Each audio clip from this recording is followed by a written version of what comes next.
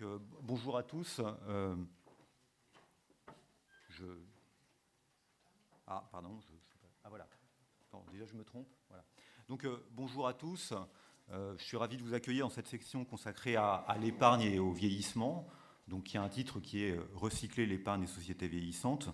On verra que notre thème est bien sûr la formation de l'épargne dans une société vieillissante, d'abord au niveau microéconomique et ensuite au niveau macroéconomique. Et puis effectivement après des questions d'allocation de l'épargne qui a ainsi été formée. Cette session donc est une session dans laquelle nous accueillons des économistes d'horizons diverses. Donc il y aura d'abord Hippolyte Dalby qui vient de Toulouse. Ensuite, il y aura Alexis Dürer. Alors malheureusement, Alexis est tombé malade ce matin et je viens de l'apprendre, je l'ai appris hier soir en fait. Donc je me permettrai de donner quelques éléments de sa présentation parce qu'il me semble que c'est une présentation qui est très importante. Ensuite, nous aurons Najat et Joachim qui nous présenteront un papier plutôt macroéconomique, enfin, d'économétrie avec des données macro sur l'épargne et l'interaction entre les problèmes de santé et d'épargne et de remplacement. Nous aurons ensuite Elod Takac de la Banque des règlements internationaux, de la BIS, qui nous parlera d'un point important qui concerne la relation entre le vieillissement et le prix des actifs. Bien sûr, puisque on a bien une relation d'équilibre qui se fait ensuite. Si les gens vieillissent, certes, ils modifient leur comportement d'épargne, c'est ce qu'on va voir. Enfin, on va voir comment ils modifient. Et ça a des conséquences sur le prix des actifs. Et évidemment, ça a donc une conséquence sur le rendement qui est servi à ces épargnants. Donc il faut tenir compte de ces effets de retour. Et là, en l'occurrence, ce sera étudié pour le prix des actifs immobiliers qui joue un rôle important dans le portefeuille des ménages. Enfin, nous terminerons par Claire Loupias du CEPI, qui va nous parler de la nouvelle version du modèle Ingenu. Alors j'ai mis Ingenu comme titre. Ce dont elle va nous parler, c'est bien sûr un modèle d'équilibre général calculable au niveau mondial, qui tient compte, justement dans un contexte de vieillissement global, des flux d'épargne entre les différentes zones. Voilà. Enfin, Dominique Namur conclura la session. Elod fera sa présentation en anglais, donc si vous souhaitez avoir une traduction automatique, vous pouvez vous munir d'un casque audio pour comprendre la présentation d'Elod. Je vais juste dire, un petit peu introduire la session. Hein. La question de la formation de l'épargne dans les sociétés vieillissantes, c'est la question en fait évidemment d'un transfert de ressources qui doit être massif et de plus en plus massif de jeunes vers des inactifs. Donc comment on organise ce transfert d'un point de vue social?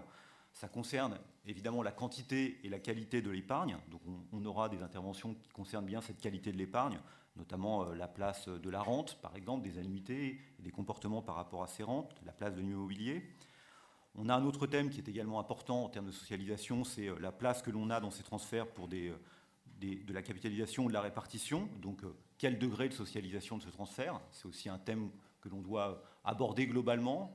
Et puis, enfin, il y a un dernier thème aussi qui me semble important, qui est l'interaction avec la globalisation. Quand je dis globalisation, c'est avec l'intégration financière mondiale. Si on pense que le vieillissement est un phénomène qui intervient de manière différée parmi les pays, qui n'est pas totalement simultané, ce qui est peut-être un peu contestable, il peut y avoir des flux de capitaux qui sont associés, hein, qui vont des sociétés vieillissantes vers les sociétés un peu moins vieillissantes. Donc c'est ce qu'on examinera ensuite avec Claire.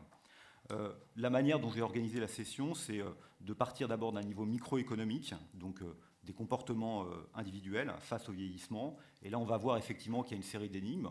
On le verra de manière théorique, d'abord avec Hippolyte, et ensuite de manière plus empirique avec Alexis. Ensuite, nous verrons les comportements de ces biais microéconomiques ou de ces énigmes microéconomiques sur la formation macroéconomique de l'épargne. Donc là, ça sera Najat et Joachim qui le feront. Enfin, il y aura ce bouclage du côté du prix des actifs, et puis on terminera sur les flux internationaux de capitaux. Il y a des thèmes qui seront absents, enfin, en tout cas, que moi j'aurais aimé évoquer, mais voilà, on fait des choix dans ce type de session. Derrière, il y a un thème qui est fondamental, à mon avis, qui est la question du partage intergénérationnel des risques. Donc, effectivement, comment on s'organise? La question, ce n'est pas simplement celui d'un simple transfert des jeunes vers les vieux, mais c'est aussi, sur un horizon plus long, d'organiser effectivement une certaine solidarité intergénérationnelle, soit par des mécanismes de marché, soit par d'autres mécanismes. Et donc ça renvoie à une autre question qui est la dernière, qui est celle des institutions financières de long terme, de l'intermédiation par des fonds de pension, par des fonds de retraite publics, etc. Et ça aussi, ce sont des points que nous n'aborderons pas, mais qui auraient pu être abordés au cours de cette session. Je vais laisser la parole à Hippolyte sans tarder. Merci.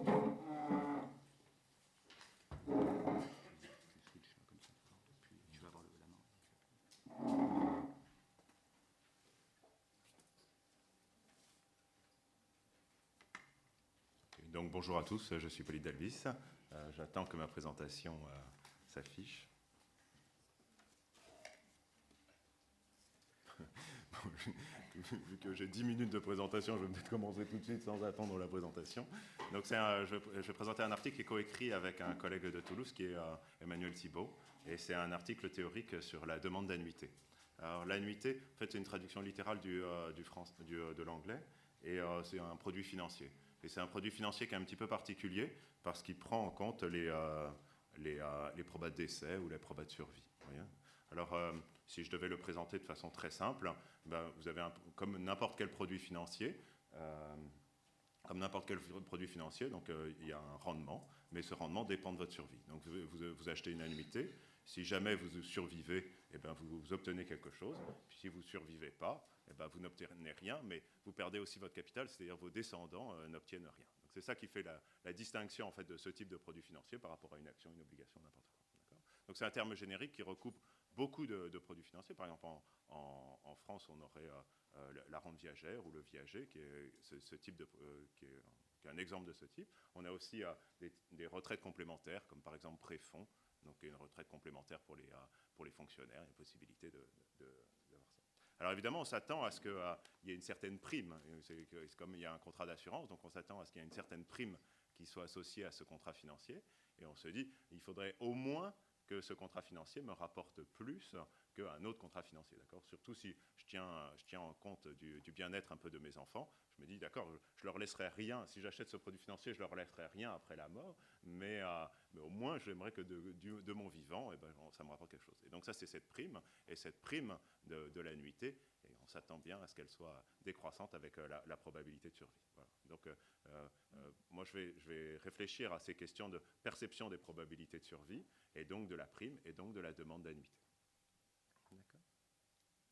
Alors, je vais commencer par une énigme qui est bien connue dans la littérature sur les annuités, qui est l'énigme de la participation sur ce marché. Alors, ce que les économistes ou ce que les gens dans la littérature appellent des énigmes ou des puzzles en anglais, c'est la chose suivante, c'est le modèle prédit quelque chose et puis les données disent quelque chose de complètement différent. Donc, et ça, généralement, ça crée beaucoup d'émulation, en tout cas beaucoup d'intérêt parmi la profession. Et donc, alors, ce que disent les modèles, c'est qu'a priori, il faudrait acheter beaucoup d'annuités. Les gens, s'ils étaient rationnels et s'ils faisaient des bons calculs de façon optimale, ils devraient acheter des annuités. Et en fait, sur les marchés, lorsqu'il y a une possibilité d'acheter ou pas de ce type d'annuités, les gens n'achètent pas. Par exemple, aux États-Unis, c'est 2% de la population âgée qui détient des annuités volontaires. Donc ça, c'est une espèce d'énigme. Alors, il y a énormément de gens qui ont travaillé là-dessus, et il y a beaucoup d'arguments qui ont été mobilisés pour essayer d'expliquer cette énigme. Alors le premier argument qui est bien connu, c'est celui de structure du marché, qui serait un petit peu particulier. Alors on se dit comme c'est un marché d'assurance, il y a peut-être des problèmes d'aléa moral, et donc finalement la prime qui serait offerte par les assureurs serait insuffisante, et donc ça expliquerait qu'il y ait une faible demande. Mais alors, vous voyez, il y a eu beaucoup de travaux là-dessus, mais la conclusion quand même de ces travaux fait que ça expliquerait peut-être une demande un petit peu plus faible par rapport à ce que dirait le modèle économique de base, mais pas tellement plus faible, pas au point de ce qu'on observe dans les données. Voyez. Un deuxième argument, bien sûr, c'est ce qu'on appelle l'altruisme descendant, c'est-à-dire l'altruisme vis-à-vis de ses descendants, les enfants, etc. Alors évidemment, on voit bien que c'est une condition nécessaire. Si j'ai un petit peu d'altruisme, si je tiens compte un petit peu du bien-être de mes enfants, ben, je ne vais pas mettre tout mon portefeuille dans des annuités. Donc je vais mettre mon portefeuille peut-être un peu dans autre chose, je vais mettre des actions, des obligations, je vais acheter de l'immobilier, je veux transmettre quelque chose, voyez. Et alors, mais alors, vous voyez, cet argument peut être retourné. Est-ce que j'ai vraiment intérêt à ce que ma grand-mère ou mes parents n'achètent aucune annuité ? Ce n'est pas évident, parce que s'ils achètent des annuités, c'est un produit financier qui va rapporter plus qu'un autre produit financier. Donc s'ils survivent, ils seront plus riches. Donc même du point de vue des descendants, vous voyez, il y a peut-être intérêt, étant donné qu'il peut y avoir des legs comme ça qui vont être décidés de façon volontaire, à ce que les gens achètent des annuités. Et c'est pour ça que cet argument, qui est souvent très présent dans la littérature, est considéré comme une condition nécessaire, mais pas suffisante pour expliquer le paradoxe des annuités. Alors évidemment, il y a il y a un dernier point auquel on pense souvent, c'est un système de retraite public. Alors on se dit, évidemment, si le public sert beaucoup d'annuités, sert déjà une retraite, par un système par retraite par capitalisation, mais les gens n'ont pas besoin d'acheter une retraite complémentaire. Et donc, évidemment, en se disant que là, avec tous les problèmes de vieillissement et le fait que peut-être ces systèmes de retraite ne sont pas soutenables, eh ben, les professionnels du marché se disent, ça va peut-être être compensé. Alors en fait, non, parce que l'argument ne marche pas, parce que finalement, on s'aperçoit que les retraités ont quand même beaucoup d'épargne. Voyez, donc s'il y avait vraiment ce système de retraite par répartition qui était suffisant, eh bien, les retraités auraient peu d'épargne. Et alors ils en ont beaucoup, mais ils ne l'ont pas sous forme d'annuité. Et donc c'est ça qui est un petit peu qui gêne tout ça. Alors à l'issue d'un petit peu de cette présentation de la littérature, il y a deux façons de voir. La première, il y a une façon que moi je ne vais pas suivre, donc je vais vous la présenter d'abord, et puis après je vais vous expliquer comment moi je retraiterai le problème. Alors la première façon de faire, c'est il y a toute une série de gens qui disent bon, voyez bien, vos modèles ne marchent pas, et donc tout ce que vous faites, vous économistes, est à mettre à la poubelle. Hein, donc c'est souvent quelque chose. Et d'ailleurs on dit bon, de toute façon les comportements sont irrationnels, et surtout avec des problèmes de risque de survie. Vous voyez, il y a forcément des biais comportementaux. Les gens n'aiment pas faire des paris sur la mort. On est un pays catholique, etc., etc. Et donc ça, il y a toute une littérature qui s'est créée là-dessus. Donc vous voyez, les préférences sont biaisées. Et ça, c'est quelque chose il y a eu beaucoup d'attention autour de ce type de problème. Et du coup, la conséquence de politique économique, c'est que si jamais les gens sont irrationnels ou si jamais les gens ne font pas leur bon choix, eh bien, peut-être que, vous voyez, le décideur public doit être un petit peu paternaliste et imposer contrecarrer les décisions des gens. Vous voyez, ils peuvent dire je vais les forcer à acheter des annuités parce que c'est bon pour eux, mais même ils ne se rendent pas compte. Alors, cette façon d'irrationalité, moi, j'y crois pas beaucoup, et c'est plutôt le contraire. Je vais présenter un modèle rationnel, donc je vais montrer qu'un individu complètement rationnel est capable d'acheter très peu d'annuités, et même je vais pousser un petit peu le raisonnement, je vais montrer que finalement le comportement optimal d'un agent rationnel, ce serait de vendre des annuités. Hein. C'est-à-dire, donc dans cette littérature, vendre des annuités, en gros, c'est acheter de l'assurance vie, de l'assurance décès. C'est-à-dire, il ferait le contraire, il payerait, il serait prêt à payer pendant toute sa vie pour qu'on laisse quelque chose à ses descendants. Donc je pense que c'est le premier modèle dans toute la littérature qui présente un argument où on n'a pas d'achat d'annuité, on a de la vente de... Alors je vais détailler un petit peu quelles sont les hypothèses que j'ai en commun avec toute la littérature et puis insister sur l'hypothèse qui m'est particulière. Alors la première série d'hypothèses qui est commune avec la littérature, c'est, si vous voulez, la structure un petit peu du modèle. Je vais considérer deux types de choix. Je vais faire des choix de portefeuille, bien sûr, comme c'est un choix financier. Donc je vais choisir entre des annuités et puis un autre actif financier qui n'a pas cette propriété d'être annuité, qui pourrait être des actions ou des obligations. Et puis je vais aussi faire un choix d'épargne, un choix dit de cycle de vie. C'est-à-dire je souhaite transmettre, si je survis, je souhaite avoir de l'argent. Et alors, à ce choix d'épargne, je vais associer aussi un choix de legs. Donc vous voyez, c'est un mélange un petit peu entre de la microéconomie du cycle de vie standard et puis de la finance, à la fois des choix de portefeuille et des choix d'épargne. Alors l'innovation, par rapport à ce que fait la littérature, c'est que je vais considérer que l'attitude par rapport au risque de décès. Je vais faire deux hypothèses. Alors, habituellement, ce que les modèles font, c'est qu'ils supposent que la probabilité est connue, la probabilité de survie est connue, et donc on met ça dans un système d'espérance d'utilité. Donc je ne vais pas trop insister, mais d'une certaine manière, on prend la moyenne pondérée par ces probabilités de survie des différentes utilités dans les différents états de la nature, qui sont la survie ou pas la survie. Alors moi, je vais supposer que non, la probabilité est inconnue, et je vais argumenter là-dessus, et qu'il y a une aversion à la certitude. Alors, bien sûr, ce sont des hypothèses cruciales, et donc il faut que je vous convainque avec ce slide, avec ces transparents. Je vais essayer de vous convaincre, parce que si vous acceptez un petit peu ces deux hypothèses, le reste découlera, et donc vous serez d'accord avec moi. Alors, la première chose, c'est que la durée de vie est incertaine. Alors, ça peut paraître un petit peu paradoxal, parce que, bon, on a des tables d'actuariat, on enregistre les probabilités de décès depuis très longtemps, depuis John Grant, et donc la plupart des gens pensent que non, on connaît les probabilités de décès, c'est les tables de survie. Alors, vous voyez, je fais une distinction entre le risque, c'est-à-dire quelque chose pour lequel on peut associer une probabilité, et l'incertitude. d'accord? C'est quelque chose pour lequel je ne connais pas la probabilité. Donc, c'est deux événements aléatoires. Il y en a un, je connais la probabilité, c'est du risque, et l'autre, je ne connais pas la probabilité, c'est de l'incertitude. Parfois, on parle d'ambiguïté aussi là-dessus. Alors, donc, moi, mon axe est de dire, non, on ne connaît pas les probabilités de survie. Alors, oui, on a une table d'actuaire, c'est ce que les démographes appellent la table de survie du moment, c'est on enregistre les décès dans une population et on peut définir des tables de probabilité. Mais évidemment, ce n'est pas du tout la probabilité qui, moi, me concerne, c'est la probabilité des gens qui sont morts. Donc, si je faisais un sondage dans la salle, je pourrais par exemple dire, supposez que vous ayez survécu jusqu'à 70 ans, quelle est votre probabilité de mourir au cours de l'année ? Je ne sais pas si les gens connaissent. Alors vous pouvez regarder aujourd'hui ceux qui ont 70 ans ou ceux qui ont 71 ans et calculer, voir la proportion qui sont morts et définir une probabilité, mais ce n'est pas du tout la vôtre. D'accord ? Il y a des tas d'événements incertains qui peuvent arriver entre le moment où vous aurez, jusqu'au temps où vous aurez 70 ans, quoi.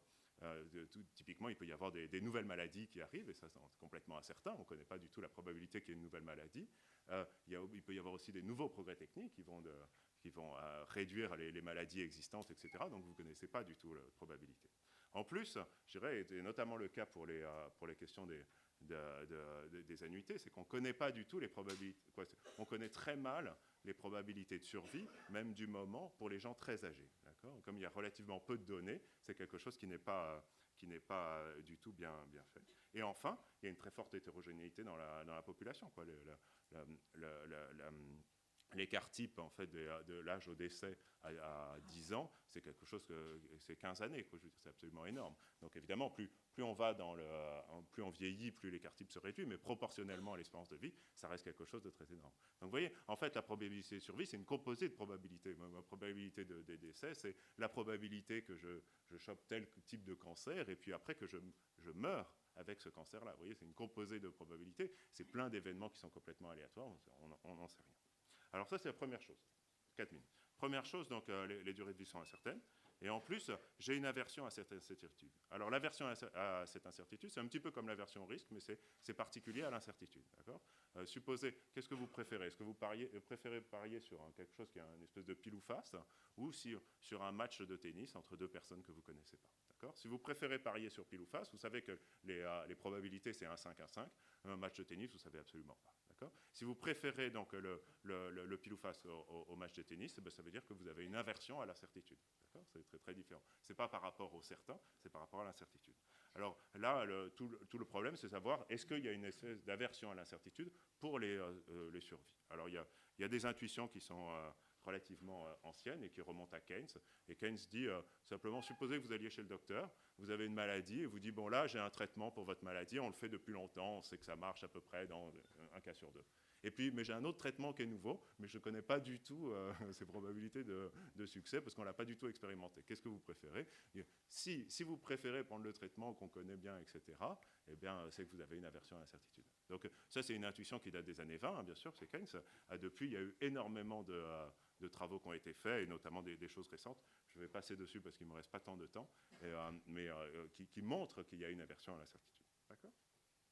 Donc, ce que je vais faire, c'est je vais faire un modèle très simple, hein, mais qui est différent parce que je veux tenir compte du fait que les probabilités sont incertaines et en plus qu'on a une aversion à incertitude. D'accord ? Donc, c'est en termes un tout petit peu techniques, donc pour ceux qui connaissent, c'est des préférences qui ne sont pas de type espérance d'utilité, mais qui sont de max-min. Hein, l'idée, lorsque je suis incertain, lorsque je ne connais pas très bien les probabilités, une façon de savoir, j'ai deux possibilités, soit je survis, soit je ne survis pas. D'accord ? Et alors, ce que je veux, c'est maximiser mon bien-être dans le pire des cas possibles. D'accord ? Ça, c'est le max-min, qui est utilisé aussi en choix social, mais qui est utilisé aussi en finance. D'accord ? Et ça, c'est typiquement une aversion très forte à l'incertitude sur les probabilités. Si je déteste ça, eh bien, je vais avoir un autre type de préférence, un autre type de comportement qui est gouverné par un comportement de type max-min. D'accord ? Alors, l'idée, c'est que le min, ce n'est pas forcément de mourir jeune. À partir du moment où vous faites des choix de portefeuille, d'accord, ces choix vont influencer les legs que vous allez faire à vos enfants. D'accord, et en choisissant des annuités ou pas des annuités, vous allez faire plus ou moins de legs en fait, à vos enfants. Et donc, si vous choisissez par exemple de vendre beaucoup d'annuités, donc lâcher beaucoup d'assurance vie, et que vous mourrez tôt, ben, vous laisserez plus d'argent à vos enfants. Mais si vous survivez, ben, vous avez un moindre rendement parce que vous n'avez pas acheté d'annuité. Vous avez à payer l'assurance vie typiquement. D'accord? Donc ça, c'est le point de départ. Et à partir de là, j'ai deux résultats. Le premier résultat, c'est que le comportement optimal, c'est d'égaliser les utilités dans les différents états de la nature, c'est-à-dire de faire en sorte que le bien-être soit complètement indépendant des probabilités. Donc c'est une version extrême, hein. C'est-à-dire je veux exactement, comme je veux pas du tout participer à cette loterie, vous voyez, je n'aime pas du tout les probabilités, et donc ce que je veux, c'est en être indépendant, et donc je veux égaliser. Et donc j'en déduis le résultat 2, c'est que sur cette situation-là, le comportement optimal, c'est de vendre des annuités. Et l'idée est très simple, hein. Presque je conclurai avec un slide, et puis ça, et puis un slide, je pense que je serai pile dans mon temps. L'idée est très simple. Si je n'achète aucune annuité, donc j'ai un seul rendement, qui est le rendement des autres actifs, et si je survis, ben mon utilité est forcément supérieure. Et ça, je ne veux pas par rapport à mon comportement qui est d'égaliser les utilités dans les différents états de la nature. Et donc, ce que je vais vouloir, c'est vendre des annuités, acheter de l'assurance vie, si vous voulez, pour réduire mon bien-être si jamais je survis. Alors ça, c'est une version extrême. Je vais en conclure comme ça. Il y a des possibilités d'étendre très nettement ce modèle, donc notamment prendre des aversions à la survie des aversions à l'incertitude qui sont finies, et tout ça reste relativement robuste, et donc je pense que c'est quelque chose qui est un bon candidat pour expliquer peut-être le paradoxe des annuités. Donc ce qu'on est en train de faire actuellement à Toulouse, c'est d'essayer de mesurer cette aversion à l'incertitude. Et ça a des conséquences très importantes. Ça peut y avoir des conséquences, évidemment, pour l'industrie, pour les gens qui travaillent dans cette industrie, parce que pour définir un petit peu des produits financiers qui contiennent de l'assurance vie, on a besoin de savoir un petit peu quelle est cette aversion. Alors, c'est quelque chose qui est très complexe. C'est un protocole expérimental qui est relativement complexe. La deuxième chose, ça a aussi une conséquence en termes de politique publique, de savoir comment est-ce qu'on doit prendre des décisions dans une situation d'incertitude. Savoir s'il faut avoir une approche paternaliste, savoir si les gens ont beaucoup d'aversion par rapport à ce type d'incertitude. Il y a peut-être des politiques publiques qui sont adaptées. Voilà. Je vous remercie. Merci. Désolé d'avoir dépassé. Merci. Je voulais juste reprendre la parole. Enfin, je reprends la parole parce qu'en fait, Alexis n'est pas là, mais je voulais malgré tout, parce que le papier d'Alexis se situe très bien dans la continuité de celui d'Hippolyte, présenter quelques éléments sur son étude. Donc, évidemment, je n'ai pas fait cette étude, et donc je ne peux peut-être pas répondre à toutes les questions, mais ça me semble quand même important parce qu'on touche concrètement des problèmes qui ont été évoqués par Hippolyte. Donc je vais être plus rapide qu'une présentation normale, juste pour dire que Alexis et sa co-autrice dans ce papier regardent précisément la modification de la table des mortalités qui est intervenue en 2007 pour les contrats Madelin sur les versements et sur la souscription de nouveaux contrats Madelin. Donc on a des individus, donc des indépendants qui cherchent à avoir une retraite complémentaire, ce sont des contrats Madelin, et qui tout d'un coup en 2007 se retrouvent face à un durcissement de la table de mortalité, apprennent que le taux de conversion de leur capital sera moins important et leur permettra d'avoir une rente moins importante. Et ce qui est intéressant, c'est que cette réforme de 2007, c'est ce qu'il met ici, hein, cette réforme de 2007, vous voyez, elle s'effectue de manière différenciée entre les hommes et les femmes, puisque ce sont surtout les femmes qui vivent plus longtemps. Donc en 2007, ce qu'on a fait, c'est qu'on a modifié le taux de conversion par rapport à la période précédente. Vous voyez que dans la colonne 93-2007, on observe que le taux de conversion était commun aux hommes et aux femmes, valait 4,89 avant 2007. Et à partir de 2007, on différencie les hommes et les femmes. Les hommes sont maintenus à 4,88, donc quasiment pas de modification. Et les femmes, elles, baissent à 4,38 du fait d'une plus grande durée de vie. Et la question que se pose Alexis, c'est de regarder si cette modification de la table, qui intervient donc pour les nouveaux contrats Madelin, c'est-à-dire pour les contrats souscrits à partir du 1er janvier 2007, modifie ou non le comportement de souscription de nouveaux personnes qui viennent chercher ces contrats et le comportement de versement sur ces contrats. Donc c'est effectivement intéressant, on a une demande d'annuité et on regarde en quoi une modification d'une règle du jeu modifie ou non le comportement. Le résultat, évidemment, auquel on doit s'attendre, c'est quoi? C'est d'une part, évidemment, ceux qui ont des anciens contrats Madelin sont très contents de les avoir. Pour eux, il y a une garantie d'application de la table de mortalité précédente. Évidemment, ceux qui souscrivent des nouveaux contrats Madelin vont avoir la nouvelle table.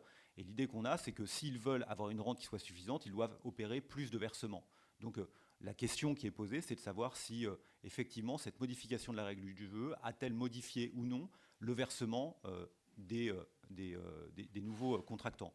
Et comme les hommes et les femmes sont affectés de manière différenciée, on a une forme d'expérience naturelle, ce que cherchent toujours l'économiste dans ce type d'études. On essaie de voir s'il y a un comportement différencié de la part des femmes et des hommes.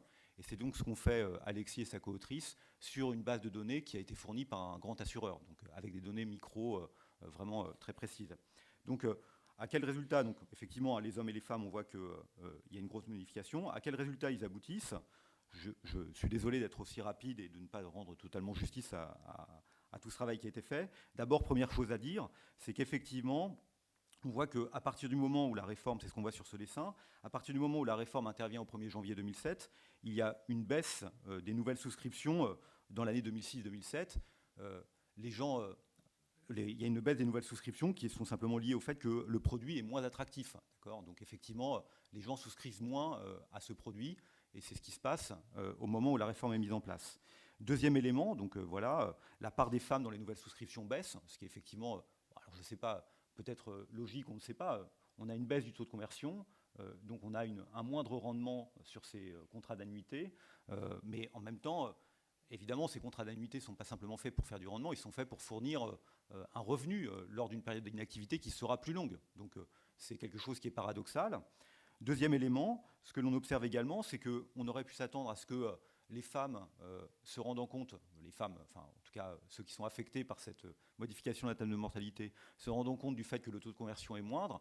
Évidemment, elles doivent compenser par quoi? Par des versements qui sont plus importants et éventuellement par des versements qui interviennent avant dans le cycle de vie pour pouvoir maintenir un revenu d'inactivité, un revenu de rente ensuite, qui soit suffisant pour maintenir le niveau de consommation.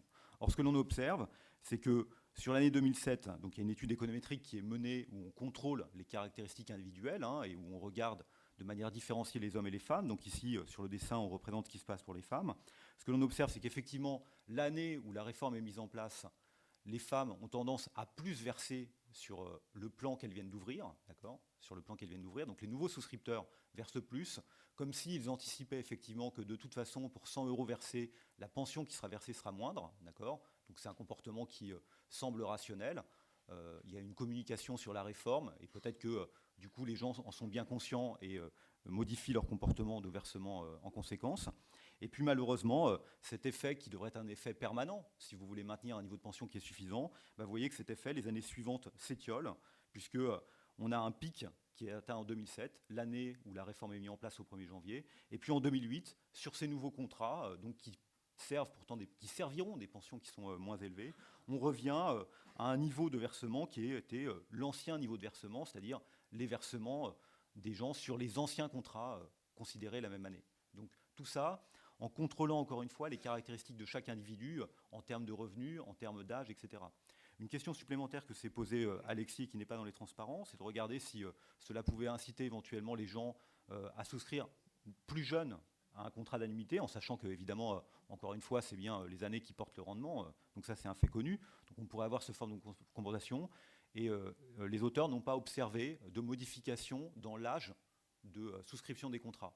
Donc, qu'est-ce que ça veut dire? Ça veut dire que finalement, même un endroit, dans un segment qui est particulier, qui sont les contrats Madelin, où on sait que les taux de remplacement de la répartition sont faibles, et où donc les gens ont une nécessité importante de recourir à de la capitalisation, on voit que les comportements individuels ne permettent pas d'intégrer les changements de la table de mortalité, en tout cas pas de manière immédiate. Alors ils le font peut-être de manière immédiate, mais si immédiate qu'ils ne le font plus ensuite.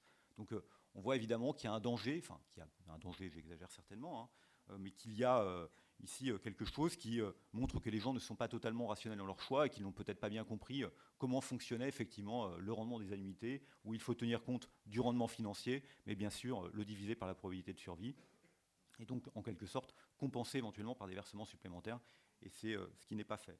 Donc voilà, alors on n'est pas à vendre des contrats, là c'est encore des achats d'annuités, mais ça rejoint quand même les énigmes dont on a parlé, à savoir que nos ménages ne sont pas forcément très rationnels dans leur comportement face à une modification de l'environnement et de la probabilité de décès, donc ce qui arrive évidemment dans nos sociétés vieillissantes. Donc voilà, je cède la parole au papier suivant. J'étais très rapide, mais il me semblait quand même important de parler de ce papier. Vous retrouverez les slides sur le site web. Et le papier qui n'est pas encore disponible parce que la compagnie d'assurance n'a pas encore donné son accord, le sera bientôt. Donc c'est une nouvelle production. Voilà, merci. Voilà, Joachim peut venir maintenant présenter.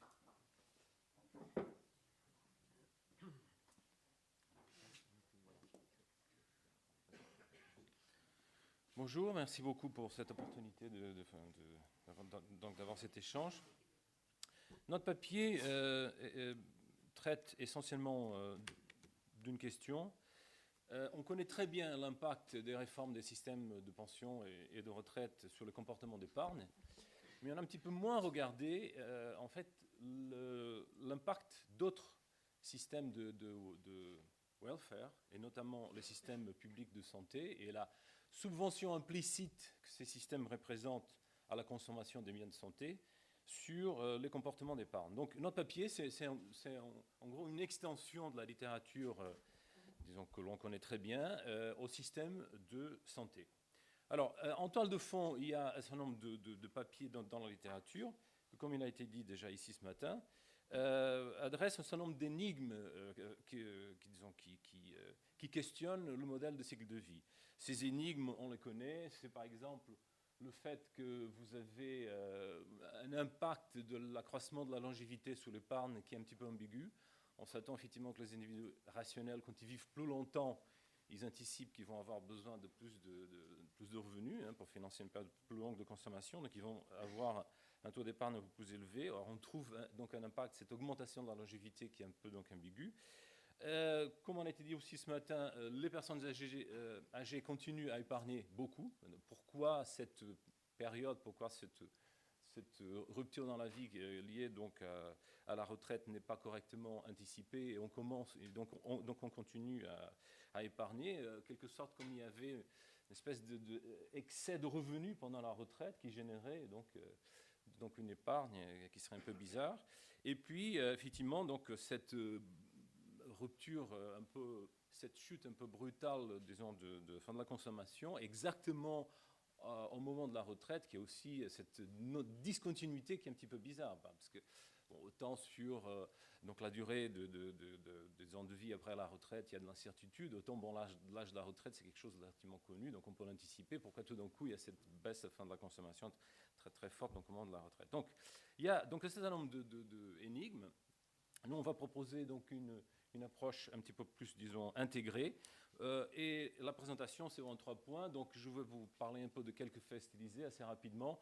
On a un petit modèle de cycle de vie pour essayer de comprendre quels sont les principaux déterminants de l'épargne, qu'on va étendre donc à des déterminants, disons, on commence par la partie micro, et puis après, on va donc faire une extension donc à la partie macro. Et puis après, je présenterai donc les résultats des estimations économétriques en panel. Donc, quelques faits stylisés. Le premier fait, on connaît très bien cette espèce de bosse des comportements de consommation par rapport à l'âge. On commence avec un certain niveau de consommation. Donc, ces graphiques sont normalisés à 100 pour le segment de la population avant 25 ans. Donc, ça augmente, ça double autour, disons, des âges mûrs, 45-50 ans. Et puis après, ça redescend à peu près au niveau des âges jeunes. Alors pourquoi, effectivement, on a cette bosse alors que le modèle de cycle de vie, on s'attendrait à quelque chose de beaucoup plus plat. C'est étant dit que cette bosse n'invalide pas le modèle de cycle de vie, parce que si vous avez une bosse au niveau de la courbe de revenus qui est un petit peu plus prononcée que celle-là, vous avez quand même des comportements qui reviennent à être net emprunteur quand vous êtes jeune, net épargneur quand vous êtes donc à l'âge mûr, et net désépargnant, je ne sais pas comment on dit ça en français, quand vous êtes vieux. Mais disons, c'est quelque chose qui questionne un petit peu, disons, le modèle de cycle de vie. Quand on décompose donc ces bosses sur le comportement de consommation par rapport à l'âge, on voit qu'on trouve ça pratiquement dans toutes les catégories de consommation. Donc le housing, l'habitation, c'est ça en français. Donc l'énergie, les amusements, entertainment, l'éducation, on trouve cette double bosse parce qu'évidemment on investit beaucoup quand on est jeune et puis après on baisse et puis après il faut. Ça c'est des enquêtes sur des familles évidemment. Donc en tant que famille vous investissez un petit peu plus donc dans l'éducation aux âges élevés à cause de vos enfants. Bien après donc ça rebaisse. Donc la consommation de véhicules c'est pareil. Le seul bien où la consommation augmente avec l'âge, c'est la santé. C'est la santé. Et évidemment, c'est le bien qui est fortement subventionné par le système de santé publique. Alors, il y a un certain nombre d'explications dans la littérature par rapport à ces poseurs, à ces bosses, dans dans la courbe au fond de consommation par rapport à l'âge. Alors on dit par exemple les gens, en fait, il y a une détérioration de votre état de santé qui vous permet en fait pas vraiment de compte disons, de consommer. Vous êtes un petit peu, bon, vous n'avez pas tous les moyens et donc votre niveau de consommation baisse. Vous avez aussi donc des explications liées à la taille de la famille qui baisse fortement quand vous êtes vieux. Bon, il y a une explication qui est liée donc, au changement dans le panier de consommation. Disons, ce panier de consommation entre quand vous êtes jeune et vieux change. Moi, ce que je voudrais, disons, présenter ici, c'est effectivement le côté, peut-être qu'on a moins vu, qui est donc ces paramètres liés au système de welfare.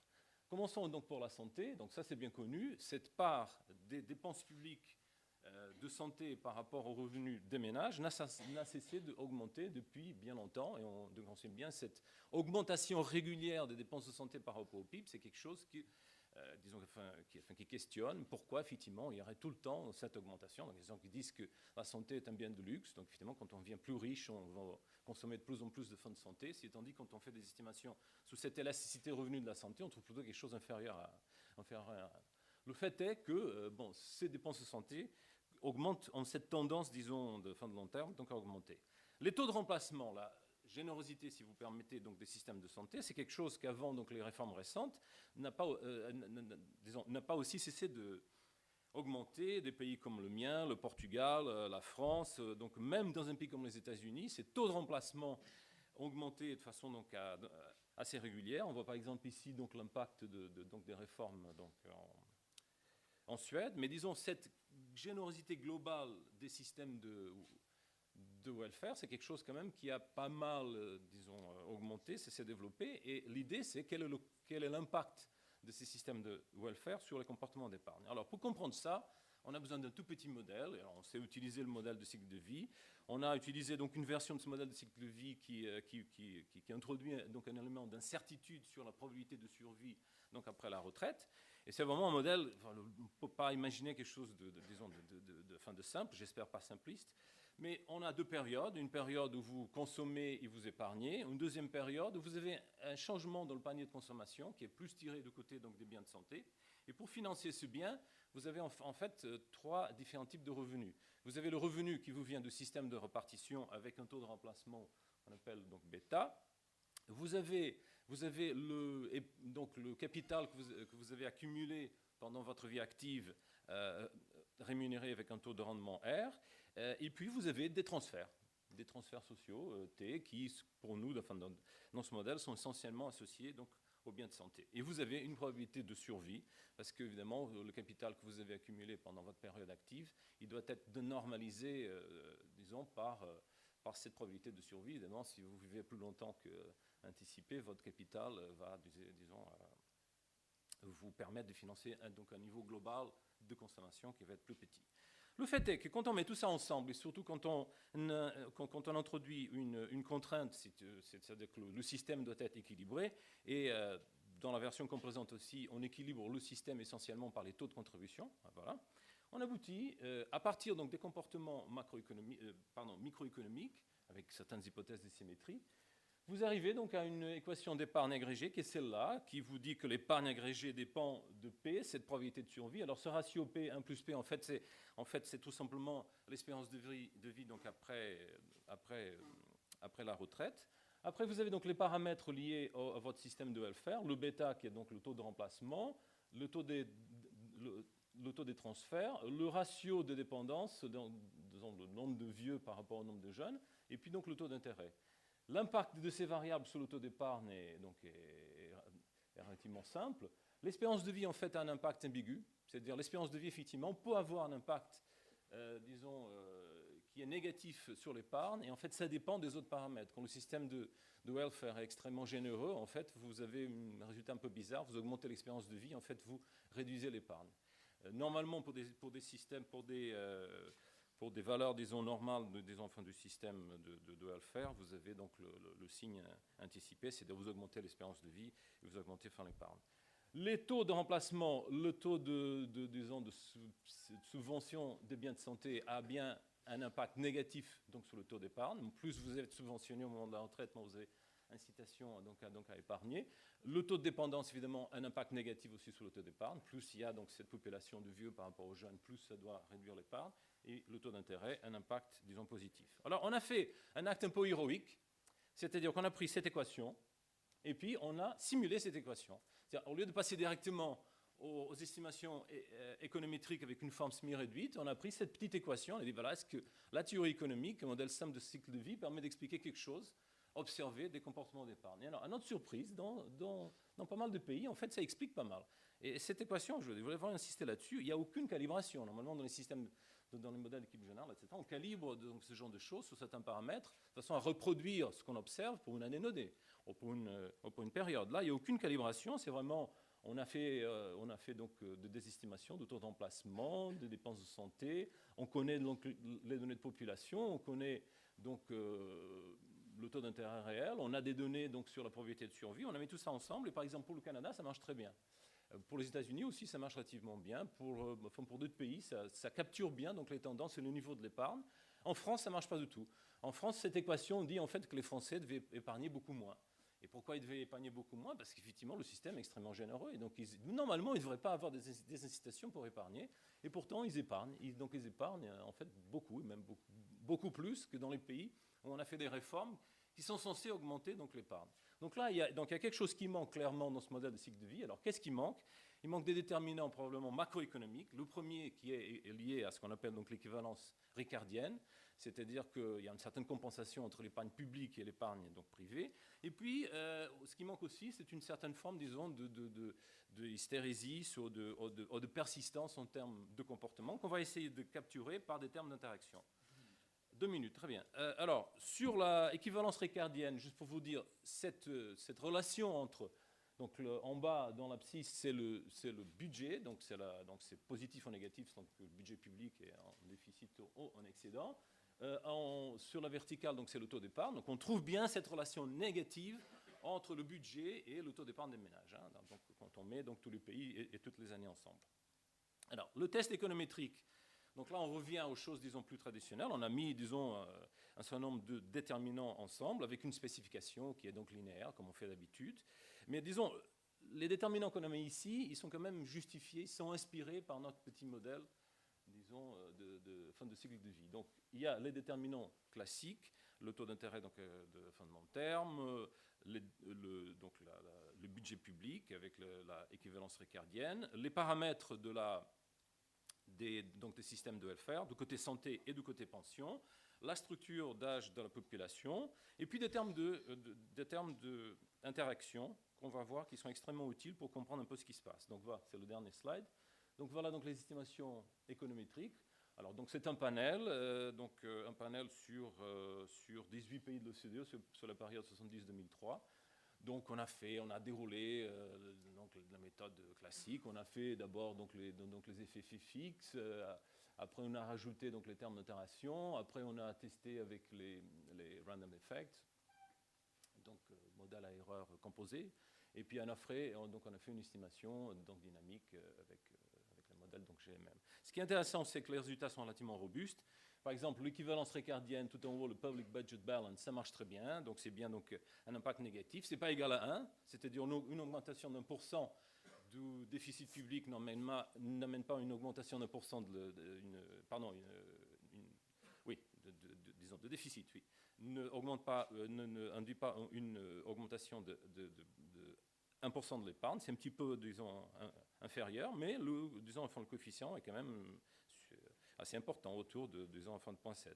Le taux d'intérêt a bien un impact positif. La population jeune a un impact qui n'est pas très significatif. La population disons âgée 60-99 a bien un impact négatif donc, sur le taux d'épargne, comme on s'attend. Le ratio des dépenses de santé par rapport aux revenus donc, des ménages a bien un impact négatif, donc un impact négatif est très fort. Le taux de remplacement, alors là, le taux de remplacement a globalement donc, un impact positif sur l'épargne. Donc ça, c'est un petit peu, disons, quelque chose qui n'est pas en ligne avec ce qu'on a dit dans le petit modèle théorique. Et c'est là où ces termes d'interaction sont utiles, parce que quand on fait l'interaction entre le taux de remplacement et la part de la population 60-99, on voit en fait qu'il y avait deux effets. Il y a l'effet négatif qui est lié aux jeunes, et en fait, et un effet positif qui est lié donc aux vieux. C'est-à-dire que les jeunes ont bien une désincitation à épargner lorsque vous avez un système de pension avec un taux de remplacement très généreux, mais en revanche, ce taux de remplacement qui est très généreux, du côté de la population âgée, en fait, génère une sorte de revenu en excès, et ça augmente le taux d'épargne, global. L'espérance de vie, ça a un impact négatif. Donc le modèle permet cette chose un peu bizarre, mais bon, là, je pense qu'il faut travailler plus. Et en plus, donc cet impact négatif, il est significatif. Donc bon, c'est un petit peu donc un puzzle, mais ça, vraiment, c'est quelque chose qu'on doit creuser plus. Et puis, je voulais juste terminer donc, probablement le message le plus important. C'est que quand on regarde vraiment l'effet marginal, donc la dérivée partielle du taux d'épargne par rapport au taux de remplacement, et on tient compte donc de tous les termes d'interaction, en fait, l'impact du taux de remplacement, de la générosité, si vous voulez, j'aime pas le terme générosité, disons, les paramètres du système de fonds de pension n'ont pas un impact très fort sur le taux d'épargne. En revanche, le ratio des dépenses de santé a un impact extrêmement fort qui est presque 1 pour 1. C'est-à-dire que quand vous augmentez d'1% les dépenses de santé par rapport au revenu des ménages, votre taux d'épargne a tendance à augmenter de presque 1%. Et donc, on est en train de faire des réformes du côté des systèmes de pension et peut-être qu'on devrait se poser un petit peu plus la question, qu'est-ce que les systèmes de santé font en termes d'impact sur le système d'épargne? En fait, on fait des réformes sur le système de pension et peut-être on ne va pas avoir l'impact espéré sur l'épargne parce qu'en fait, il y a d'autres déterminants qui sont très importants. Merci beaucoup. J'espère que je n'ai pas été trop... Merci beaucoup, Joachim. Peut-être que nous pouvons prendre quelques questions parce que ensuite on va évoquer d'autres sujets. Donc je pense que c'est peut-être bien de faire une pause de 5 minutes pour prendre 2-3 questions. Donc est-ce qu'il y a des questions dans la salle sur les présentations qui viennent d'être effectuées, donc sur ces questions d'épargne, de vieillissement, de formation de l'épargne, de paradoxe de comportement? Pas de questions? Ok, bon. Donc on reprendra des questions à la fin. Réfléchissez, préparez vos questions pour la fin de l'exposé. Je vais donner la parole à Elod. So, Elod, you're going to speak in English, but I imagine that most of you understand. Okay. You have 10 to 12 minutes. Sure, thank you very much. First of all, let me say I'm very sorry that I don't speak fluent French enough to hold this presentation in French, but hope you will understand it. So my name is Elliot Takács, and the German has the perfect job in pronouncing my name. It's a rare pleasure. And this talk is about aging and asset prices. And whatever I might say here, I have to say that this is my personal opinion and not the official view of the Bank for International Settlements, where I do work. This is the usual disclaimer, and it applies here too. So aging and asset prices. I started to work on this question when I was working back in Washington, D.C. at the IMF and looked at various kinds of asset prices. They all look to be pretty high. Equity P ratios, house prices, bond yields seem to be pretty low. I started wondering, why is that? What's the reason? And I started to link this with aging, that if you think about it, all investable assets are in countries which are aging. We know about the United States aging, the baby boomers retiring in the next few years. The old age dependency ratio will double in the United States in the next few decades. Europe is aging. That's very acute. We know that. But other parts of the world are aging too. China will be older than the United States by 2025. Few people know that. So there's some massive change going on, and the question is, are these two things, currently extremely high asset prices and aging related? And I believe understanding this question is very relevant for all of us. This is a story, this is not just macroeconomic, this is not just an abstract story, this is a story about our investments, the value of our house, and a chunk of our pensions. So I think we should be interested in what's going on and what is exactly the relationship between aging and asset prices. Let me show you what exactly motivated this research when I talked about high asset prices. Economic theory suggests, the life cycle theory, that aging might affect asset prices. The mechanism is through simple supply and demand. If you have a large number of people who are at the prime saving age, between somewhere 35 and 60 years old, they try to save a lot, and they have a lots of demand for assets. This should drive up asset prices. In case of the United States, you have such a generation, the baby boomers. The baby boomers were born between 1946 and 1964. They were active. They started to work massively after the 1980s or the late 1970s. So if this life cycle theory is true, then what you should see in the United States, that as baby boomers enter the workforce, start to save, asset prices go up. And if the theory is correct, when these baby boomers will retire, which is happening around right now, baby boomers start to retire in 2010, then that should drive down asset prices. Now, if you look at the data, and this is what I would like to show you here, asset prices have gone up so far. So theory is halfway right if you look at the stylized facts. On the left-hand side, you see ex-ante real yields on 10-year US Treasuries. They were around 5%, and they are below 2% right now. This is if you take into account inflation expectations for the next 10 years. In the middle, you see the Case-Shiller price-to-equity ratios for the United States. There is such a massive increase in equity prices that in the middle of the financial crisis in 2009, the low point of equity valuations were around 50% higher than what was the norm during the 1980s. Even if you were buying in the panic, you made a worse deal than what you could have made every day in the 1980s. And on the right-hand side, you see real house prices in the United States. That's a story that I think we all know. So the question is the theory correct? Will asset prices come down in a similar fashion that they went up? And this is a question that I'm trying to answer in this talk. What do I find? Let me tell you this first, and then come the details. I find that aging did affect and will affect asset prices significantly. Second, it looks that advanced economies are likely to face substantial headwinds in their house prices over the course of the next 40 years because of aging. And third, the findings imply, combined with global aging, the fact that we know that it's not only advanced economies age, but also emerging economies age very quickly, in many cases much quicker than advanced economies. It implies that global asset prices can come under some pressure, and this pressure might lead, with some uncertainty, around 1 percentage point per annum.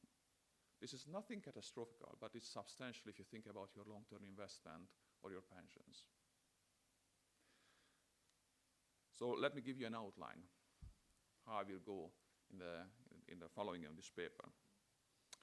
First, I would like to tell you how what I do fits into the literature, how the methodology is different, and what I find, how does it compare to what other people found in the literature.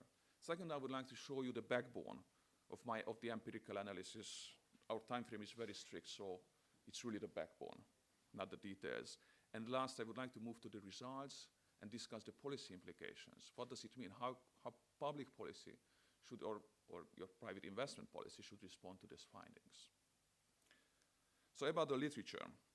What I do find, this global 100 basis point per annum impact, is roughly in the middle of the literature.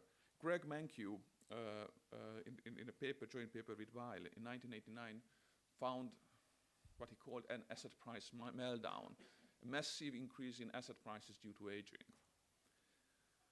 This is clearly on one extreme of the previous studies. A number of follow-up studies found aging impact between 0 and 100 basis points. So this paper that you are about to see is roughly at the high end of consensus estimates, and it's much lower than Mankiw and Weil asset price meltdown. So it's a substantial impact, but not a catastrophic impact. How the methodology, the identification methodology that I'm using is different from previous studies. I use an international sample of house prices, real house prices that the BIS compiles. The question is that why do I use this house price sample, or what people did before? Before, there was a stream of single country studies. The trouble with single country studies is that aging has many measures.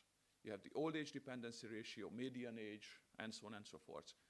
It's very tricky to identify the real impact of aging when you have zillion measures to fit in a single, you have zillion nonlinear measures of aging, And you feed these measures through an asset price profile. It's very easy to overfit. In fact, what Mankiw and Fire found for the United States turned out to be not true for the case of Canada, which should be very, very similar to the United States. So single country studies have an obvious problem with identification. A second stream of literature tried to come out with investigating a panel of countries and using financial assets. The trouble here is diversification and capital mobility. You live in an aging country. You know that asset returns are low. What will you do? What will you do? Just invest somewhere else. Buy a mutual fund. I don't care. My country is aging. I buy somewhere else. And this is what's happening. There is capital mobility. Money is flowing from aging countries to younger countries.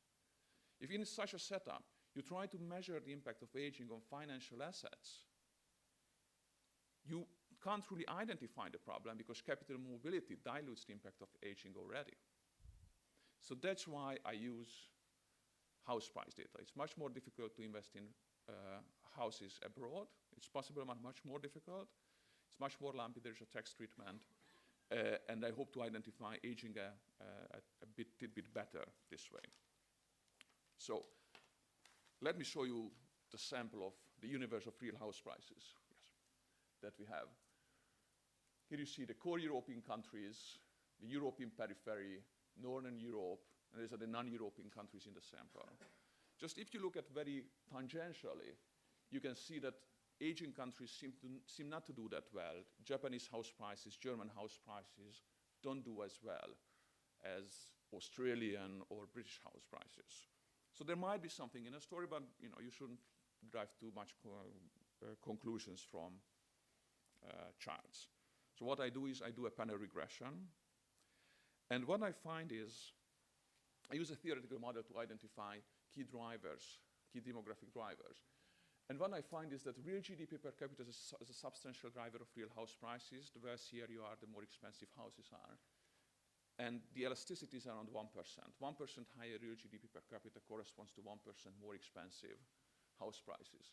Total population is also a strong driver. 1% higher total population drives up real house prices by around 1 percentage point. And old age dependency ratio, the ratio of old to the middle age, drives down house prices. The more old people are, those people who are either selling their houses or likely to sell their houses in the future, drive down the house prices. This is a simple equilibrium of buyers and sellers.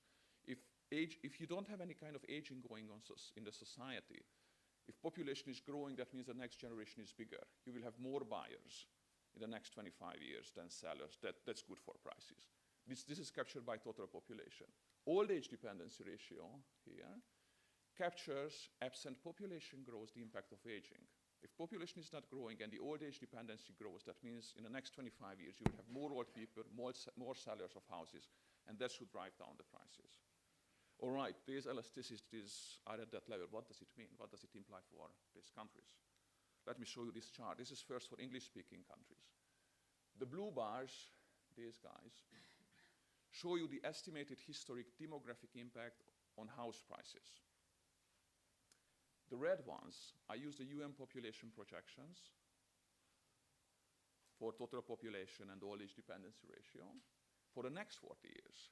And what you see is the impact of baby boomers. In the case of the United States, for instance, the baby boomers in the past 40 years drove up house prices and drove them down, will drove them down according to these estimates in the next 40 years.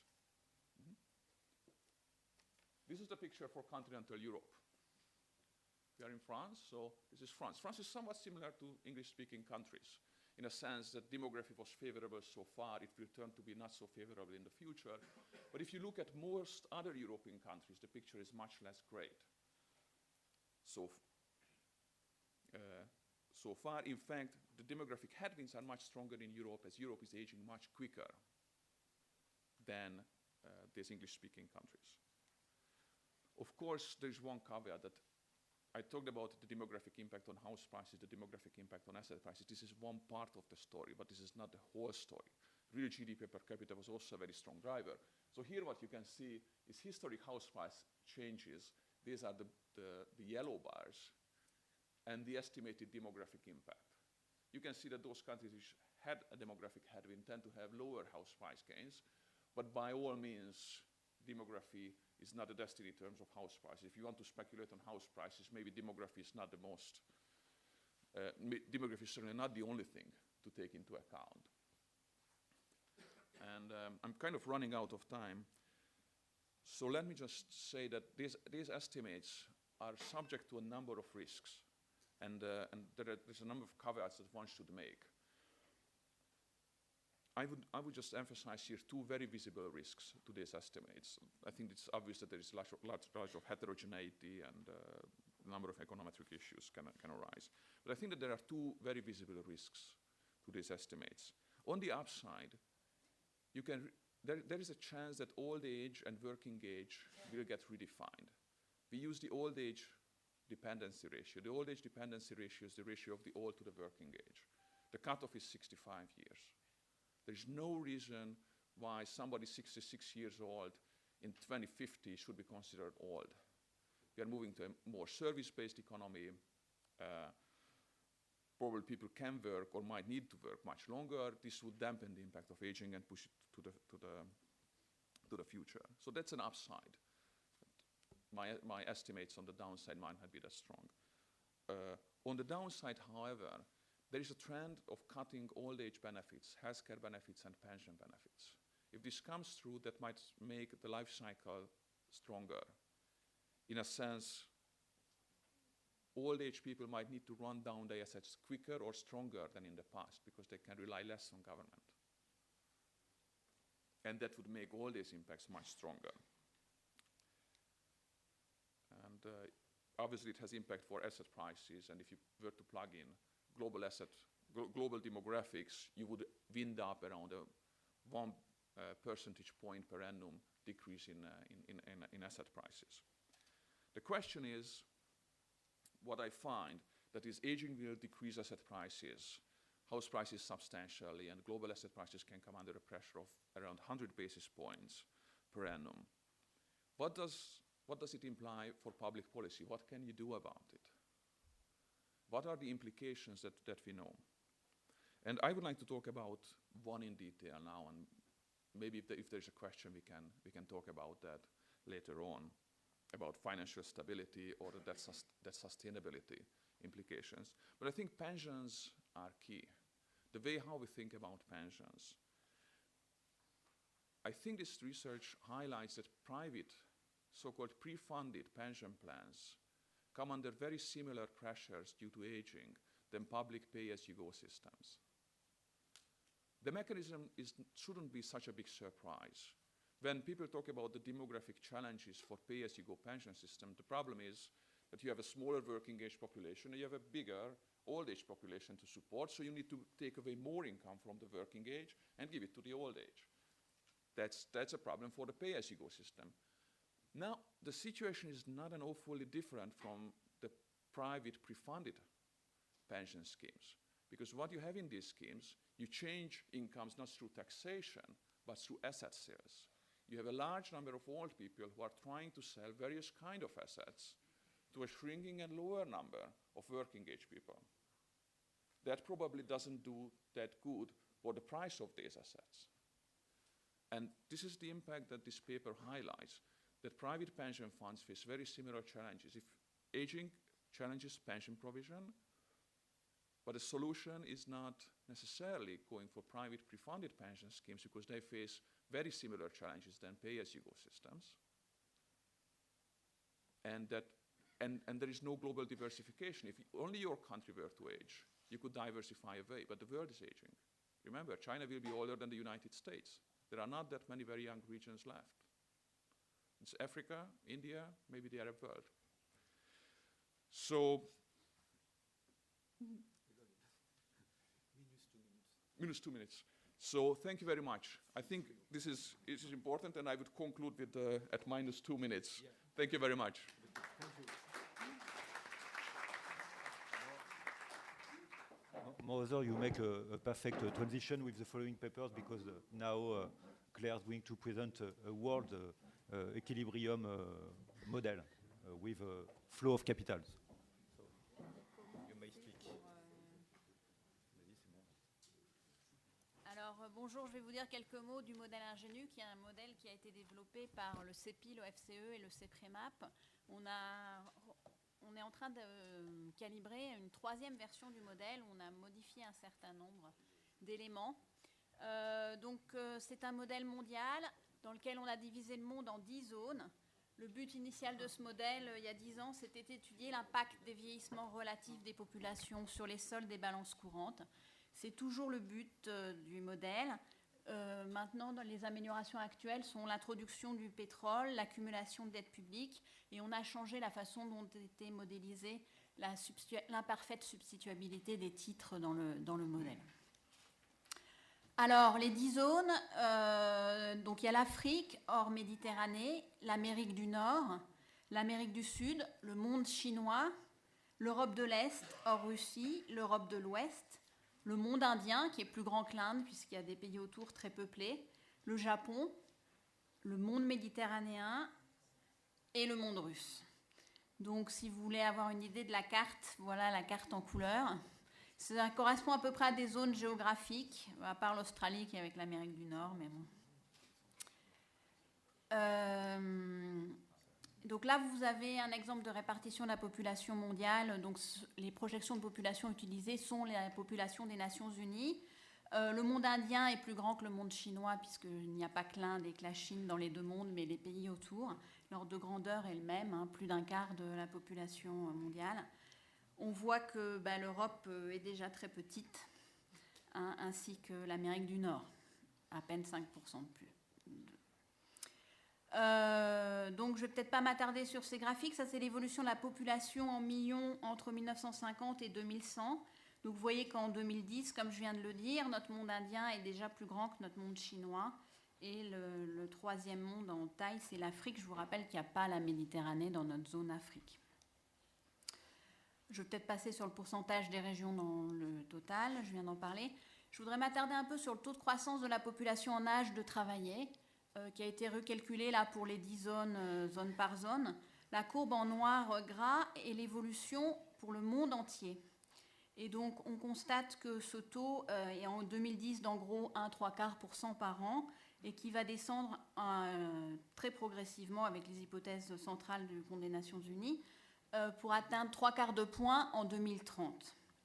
Je voudrais attirer votre attention sur les chiffres de taux de croissance de la population active en 2030, enfin en âge de travailler. Comme l'a dit un intervenant précédent, on voit qu'en 2030, la Chine et les États-Unis ont la même évolution. Ils ont un taux de croissance de la population en âge de travailler à peu près nul.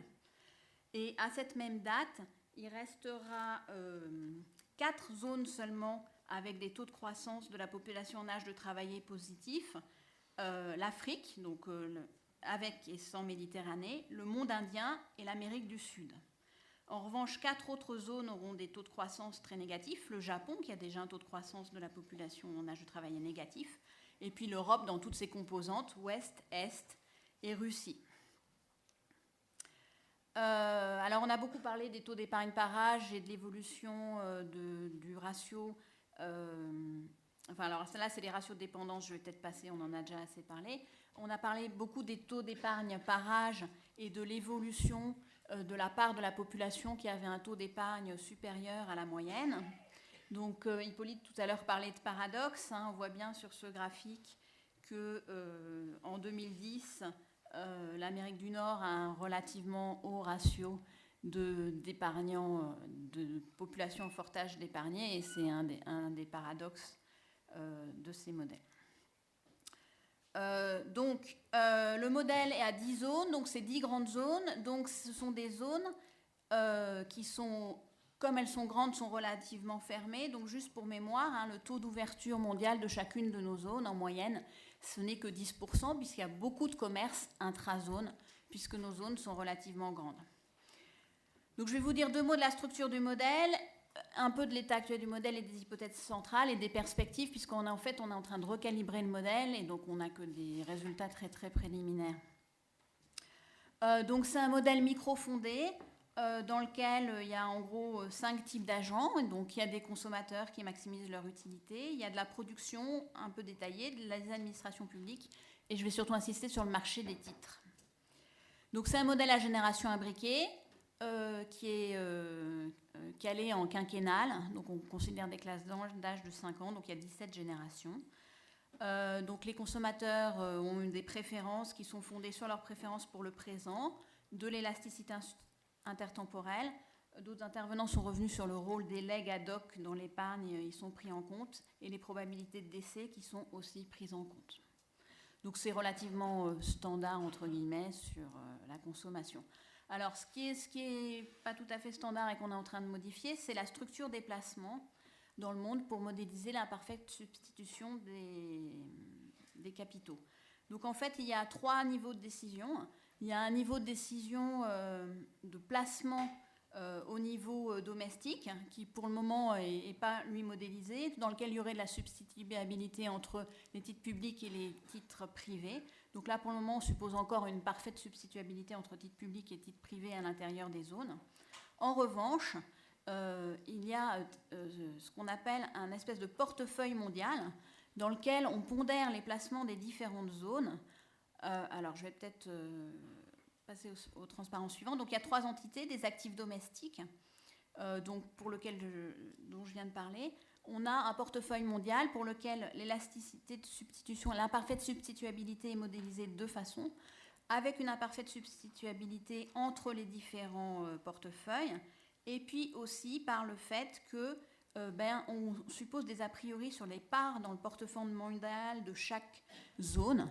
D'accord ? Et donc, il y aura une espèce d'arbitrage sur le placement optimal du portefeuille, compte tenu des a priori et des observations historiques sur la répartition du portefeuille mondial actuel et l'imparfaite substituabilité entre les zones. On fait la même chose pour le portefeuille domestique, c'est-à-dire que dans le portefeuille domestique, il va y avoir imparfaite substituabilité entre les placements dans la zone considérée et l'espèce de paquet qui est constitué par le portefeuille mondial. Là aussi, donc ça va être mesuré de 2 façons, par l'imparfaite substituabilité et puis par la part des actifs domestiques observés dans les placements domestiques actuellement, donc par le home bias sur les placements. Alors on essaye de faire des scénarios de croissance, d'investissement, d'épargne pour chaque zone. Évidemment, les scénarios obtenus dépendent énormément des hypothèses. Là, je vais mettre l'accent sur 3 éléments principaux. Ça dépend énormément des scénarios de rattrapage de la productivité globale des facteurs par rapport à la zone Amérique du Nord. Ça dépend des hypothèses sur la répartition du portefeuille mondial, puisqu'on peut observer à peu près, avec les rares données qu'on a, ce qu'elle est actuellement, on la reconstitue par zone, mais il faut faire des hypothèses sur son évolution. Et pareil, après, au niveau de chaque zone, sur le home bias dans les placements domestiques. Alors, je vous ai donné un exemple d'hypothèse de rattrapage de productivité, c'est juste pour que vous fassiez une idée. La référence, c'est l'Amérique du Nord, donc c'est en gros 1.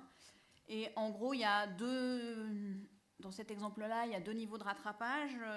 Le Japon et l'Europe de l'Ouest rattrapent l'Amérique du Nord dans un premier temps, et les autres zones, après, rattrapent l'Europe, qui rattrape les États-Unis. Mais les scénarios de croissance dépendent beaucoup des hypothèses de productivité. Ça, c'est un exemple d'hypothèse sur la répartition du portefeuille mondial. Donc, les chiffres qu'il y a en 2000 et en 80-90 sont issus des rares données qu'on a via le FMI ou via des données d'enquête et sont prolongés sur les tendances. D'accord ? On voit que la part des pays les plus développés financièrement est amenée à diminuer au fur et à mesure que des pays dans lesquels il y avait peu d'investissements s'ouvrent. Ça, c'est un exemple d'hypothèse sur l'intégration financière. C'est pareil, c'est une hypothèse un peu héroïque. D'accord ? Donc, en fait, c'est le degré de fermeture du pays. Donc, on voit que donc, le point, en gros, 85 et le point 2005 sont à peu près ce qu'on observe avec les rares données qu'on a, reconstituées par zone. D'accord ? L'Europe de l'Ouest s'avère plus ouverte que l'Amérique du Nord parce qu'elle est plus ouverte sur la Méditerranée. Voilà. Et on fait une hypothèse de convergence vers une ouverture qui serait de 25% et un home bias qui resterait de 75%. À terme, c'est un exemple d'hypothèse parmi d'autres. Alors les résultats qu'on obtient sont très préliminaires. Même avec l'effet de bouclage, on a des baisses du taux de croissance mondial entre 2010 et 2050. À ma grande surprise, sur le premier jet, ils sont plus importants que sur les scénarios mécaniques que peut faire l'OCDE ou le CEPI ou d'autres institutions. Donc on est en train de revoir toutes les hypothèses pour voir d'où vient cet effet. Moi, je m'attendais à ce que les effets de bouclage y soient. La baisse à attendre du taux de croissance mondial soit plus faible que quand on fait des scénarios mécaniques. Évidemment, on trouve que le taux d'intérêt mondial diminue sur la période. C'est de l'ordre de 1 point entre 2010 et 2030. C'est plus élevé que ce à quoi je m'attendais. Et en Europe de l'Ouest, c'est de l'ordre de 2 ou 3 points. Ça me paraît énorme. On est en train d'évaluer les balances courantes avec évidemment toujours le paradoxe actuel qui est les États-Unis devraient être de forts épargnants. Évidemment, ce n'est pas du tout le cas.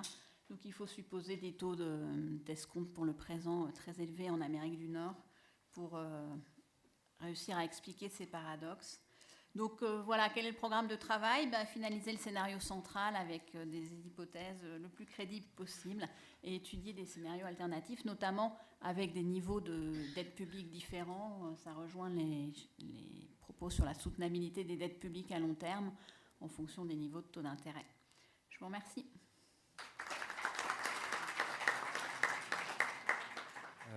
Merci beaucoup Claire. Donc j'ai cédé la parole à Dominique qui va tirer quelques enseignements de cette séance et puis ensuite prendre des questions de la salle. Voilà, donc Dominique, je te laisse la parole. Merci. Bien, merci Jérôme. Compte tenu du timing, je vais raccourcir encore la présentation que j'avais prévue déjà courte. Donc je vais être un petit peu rapide. Sur les différents thèmes qui ont été abordés, je vais de façon transversale 5 questions qui sont sous-jacentes, qui sont, je dirais, une mise en perspective macroéconomique. Juste pour cadrer, d'ici 2030, les plus de 60 ans devraient représenter plus de 30% de la population. Donc il s'agit d'un vrai problème. Première grande question qui me paraît sous-jacente et qui vient d'être évoquée juste à la fin, c'est l'Occident et l'épargne. L'Occident sera-t-il en déficit d'épargne ou pas ? Alors on peut voir des tendances et des contre-tendances. Je dirais qu'a priori, on aura un déficit d'épargne en Occident si on a la volonté de maintenir un appareil qui soit suffisamment compétitif. On a un cadre mondial général qui est celui d'un chômage keynésien, avec une demande insuffisante qui ne stimule pas assez d'investissement. On a donc de ce fait un excès d'épargne qui ne trouve pas suffisamment d'investissement intéressant. Le problème, c'est que cette épargne est une épargne qui est actuellement thésaurisée de façon très très liquide et non pas fixée sur des investissements de long terme. Et ça se concrétise bien à travers la baisse du taux d'intérêt réel qu'on voit au niveau mondial. Dans le cas de l'Occident, je dirais que le problème est un petit peu plus délicat puisque effectivement on a toujours la faiblesse de l'investissement productif, disons qui n'est pas suffisamment rentable. On a ensuite une baisse de la natalité qui va accélérer la demande de baisse d'investissement. Et puis on a le problème du déclin de l'épargne qui est lié au déclin démographique. Alors même si certaines zones sont un peu moins touchées, dans le cas des États-Unis en particulier, ce qu'on peut voir à travers certaines simulations type ingénu, c'est qu'il est possible qu'il y ait un rééquilibrage des comptes courants d'ici 2050, mais ça marchera s'il y a une forte baisse de l'investissement. Ça veut dire s'il y a une perte de la compétitivité. Donc on peut se poser la question mis à part le problème des comptes courants, qu'en sera-t-il des performances économiques relatives de chacun des pays ? Bon, par ailleurs, ce résultat n'est pas aussi simple que ça, parce qu'on a dans le cas d'Ingénu, par exemple, des hypothèses qui sont assez cruciales. On a vu sur la productivité, sur la substitution d'actifs, sur le capital humain, ce qui n'a pas été évoqué, mais reste assez important. Et puis, on a des effets contradictoires. Par exemple, on sait bien que l'allongement de la vie, dans un premier temps, ça va stimuler l'épargne, donc pendant les premières phases du cycle de vieillissement. Ça va générer aussi une nouvelle organisation économique et sociale qui peut avoir des effets de relance sur la croissance. Donc, on n'est finalement pas si sûr que ça de la liaison classique entre démographie et taux d'épargne. Et puis, on a des effets croisés qui ont été évoqués lors du 3e papier, si je me souviens bien, entre les variables démographiques, le taux de remplacement des retraites, les dépenses publiques de santé. Donc, finalement, on a un tas d'éléments qu'on connaît bien, mais c'est beaucoup moins linéaire que ce qu'on imaginait lors de la formulation de la théorie du cycle de vie. Deuxième type de question qui me semble a été évoquée, c'est la nature du patrimoine. Alors si on est à peu près sûr qu'on a un petit problème d'épargne d'investissement. Est-ce que le patrimoine existant actuellement est adéquat? Finalement, pas tant que ça. On a un patrimoine qui, en tout cas dans les sociétés occidentales, est manifestement insuffisant, en tout cas à terme. Et quand on a un patrimoine qui est relativement satisfaisant en quantité, il n'a pas les qualités de liquidité qui nous satisferaient. Alors ça a été évoqué sur les papiers 3 et 4, en particulier dans le cas de l'immobilier. Un autre problème qui a été aussi rapidement évoqué, c'est le choix de l'affectation de cette épargne. Et ce qu'on constate quand même depuis une dizaine d'années, c'est que cette épargne se polarise de plus en plus sur des placements à court terme et surtout peu risqués. Et ça pose un vrai problème. La focalisation des investisseurs sur des placements peu risqués, ça va raccourcir énormément l'horizon de placement de tout ce qu'on va pouvoir envisager et ça va poser des problèmes sur le financement des activités risquées à long terme, typiquement l'investissement qui prépare la compétitivité de demain. Alors, on a en France, bien sûr, quelques éléments de fierté, typiquement le rôle des OPCVM et de l'assurance vie qui permettent à l'Europe, enfin en tout cas à la France, d'avoir un niveau d'affectation de ses ressources dans les actions qui est à peu près dans la moyenne européenne. Maintenant, il ne faut pas se leurrer, on est encore loin derrière le Royaume-Uni et les Pays-Bas et encore plus loin derrière les États-Unis. Donc on a bien un problème de financement de l'investissement risqué, celui qui déterminera la compétitivité. On a évoqué, on a des pistes de réponse. Alors, première piste, c'est par exemple les fonds de pension. Alors, les fonds de pension, ça a été longtemps un regret en France en se disant que c'est finalement un levier très très important d'investissement risqué. Ce qu'on peut constater dans les pays qui ont effectivement des fonds de pension, c'est que ça marche. Maintenant, ce n'est pas la solution ultime, il faut bien être conscient de ça. Alors, ce qu'on voit, c'est qu'effectivement, en tendance, les pays qui ont des fonds de pension ont tendance à favoriser l'investissement risqué, y compris à l'extérieur. Alors, c'est typiquement le cas des États-Unis, où on sait très bien que le système financier américain a un effet de recyclage monstrueux qui permet encore aux États-Unis d'être l'investisseur risqué dans le monde par excellence. Et je ne parle pas de l'investissement risqué, je parle bien des flux qui sortent des États-Unis et qui financent l'investissement risqué dans le monde. Ceci étant, on a vu que c'était un déterminant de l'épargne, donc je crois que c'est le papier 3, qui fait voir que c'est un déterminant assez faible de l'épargne. Donc, ce n'est pas un levier, en tout cas, qui est d'une efficacité totale. Et puis la deuxième chose dernière limite qu'on peut évoquer, c'est qu'il est probable que l'arrivée à la retraite des cohortes nées d'après-guerre oblige ces fonds de pension à changer de politique d'investissement. Il y a une dizaine d'années, l'horizon était loin. L'horizon est en train de se raccourcir, donc ces fonds vont avoir besoin de liquidités relativement sûres. Ça veut dire qu'il y a de fortes chances qu'ils réorientent leurs investissements vers des placements moins risqués et plus certains à court terme. Bon, et puis, on peut rajouter aussi l'environnement macroéconomique qui fait que ces fonds vont peut-être choisir des stratégies en fonction des politiques monétaires. Alors, ce à quoi on a assisté depuis, disons, jusqu'à l'explosion de la dernière bulle, c'est effectivement une polarisation sur les activités financières de très court terme qui ne sont pas d'une rentabilité à long terme très intéressante, mais qui sont juste rentables parce que peu risquées avec un levier d'endettement énorme. Effectivement, quand vous avez une possibilité d'emprunter à 3-4%, pourquoi vous embêter à faire des placements à très très long terme qui sont risqués? Donc on a aussi un conditionnement de la politique monétaire pour l'efficacité de ces différents outils. Troisième question qui me semble avoir été évoquée, c'est l'orientation, et je vais accélérer, l'orientation possible de l'épargne vers du long terme. Quels sont les outils, les leviers principaux? Il me semble que les deux outils principaux, c'est l'intermédiation adéquate, et pour ça il s'agit d'un système financier qui est pertinent, et puis la deuxième chose, c'est la réglementation qui permet de favoriser au mieux ces affectations. Alors il y a bien sûr en amont ce qui a été évoqué, et peut-être la première question, c'est le choix de société. Quel est le partage intergénérationnel que l'on souhaite faire du risque? Et en fonction de ça, on va mettre en place une certaine réglementation, sachant qu'on est dans un univers en vieillissement et que ça est loin de faciliter les choses.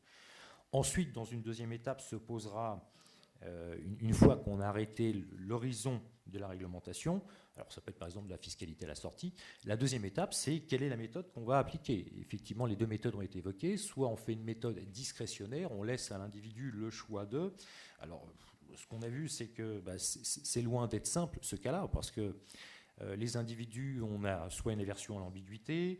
En fait, de façon générale, le problème est celui d'une incertitude croissante sur la longévité de l'individu, et pour ça, il est très très dur d'avoir des stratégies qui soient cohérentes. Je laisse de côté les biais qui ont été évoqués lors du premier papier, et puis le risque de déport vers les actifs non risqués, que là aussi on a constaté, et ce qui renforce bien l'idée, il n'y a pas substitution entre titres publics et titres privés. D'accord. Donc le problème sera de trouver le bon équilibre. Je passe directement aux deux derniers points en 2 secondes. Attirer l'épargne étrangère, c'est bien sûr une façon de compenser le problème de l'épargne publique. Reste encore à trouver les bons outils et avoir le bon système financier qui fait l'intermédiation. Et dernière question en toile de fond, et là bien sûr les États-Unis ont un avantage très net, cette épargne étrangère sera-t-elle longtemps disponible? Quelle est la capacité de financement du monde dans le futur? Et là, en fait, on se rend compte que la question, c'est bien celle du vieillissement, mais au niveau mondial. Et c'est l'incertitude du vieillissement par elle-même qui est problématique. Qui est vieillissement? Bon, ça c'est une chose, mais le problème c'est à quelle échéance, à quelle vitesse, et quelles vont être les zones qui vont pouvoir dégager des excédents. Donc il y a bien un problème de remise en cause de la théorie du cycle de vie classique en raison de l'incertitude liée à la montée du vieillissement. Merci pour le dérapage. Merci Dominique. On a largement... Excusez-moi. On a largement dépassé le temps imparti. Alors je ne sais pas au niveau si on peut prendre une question ou 2 questions de la salle, ou si vous êtes... tout à l'heure, vous n'étiez pas trop bavard. Bon, donc je vous propose qu'on s'arrête. Ah, pardon, Joachim, vas-y, je t'en prie.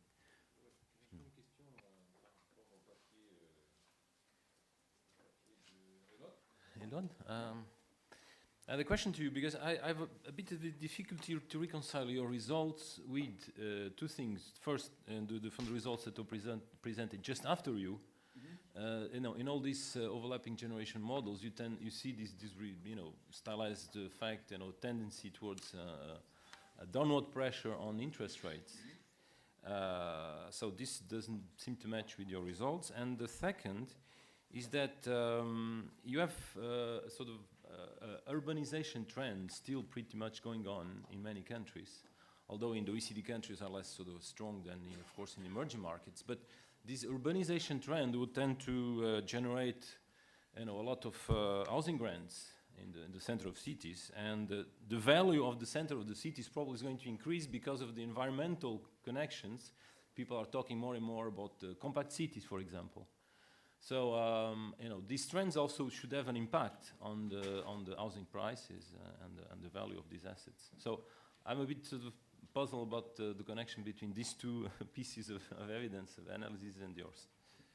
Just a question of clarification what is your first puzzle, this life cycle puzzle on downward pressure of interest rates? Could you clarify it? And well, you presented in your econometric estimations that you find that the increase of the dependency ratio has a negative impact on the housing prices. Is that correct? Yes. Okay. But I'm just saying is that most of the overlapping generation models like Ingenu showed actually over the next decades, at least up to 2050, actually there was a very steady downward pressure on interest rates, and that should actually, as a sort of the reverse of the medal, should actually push upwards the asset prices, right? Maybe. And you don't see any kind of this idea of asset meltdown actually doesn't show up in a very strong way in these models. So it seems a bit contradictory with your results. Now I understand it. So let's go. So I agree with you that I think when we talk about interest rates, it's very important to distinguish between short-term rates and long-term rates. Like most of the studies looking forward and assessing the impact of aging, focusing short-term rates 20 years down the road.